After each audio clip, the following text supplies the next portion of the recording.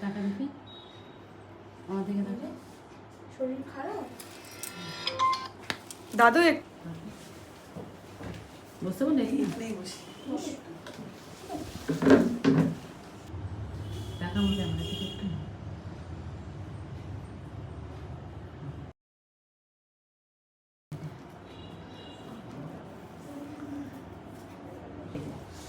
এবার আপনি বলুন আপনার কেমন লাগলো সেই যে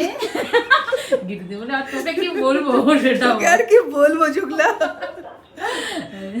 খুব ভালো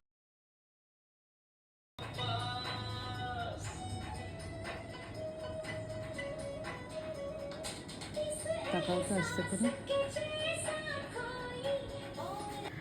এই যে আজকে ছিল হচ্ছে